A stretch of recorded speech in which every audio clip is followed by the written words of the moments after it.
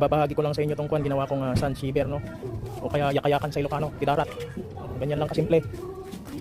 Nag-welding tayo ng angle bar. Tapos dito nagbutas tayo diyan. Ayan.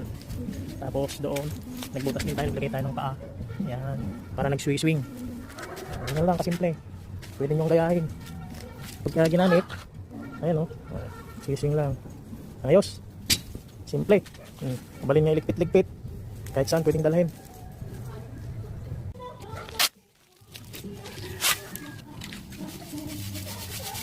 Dahan-dahan lang. Exercise. Hanap ka ngayon ng exercise mo.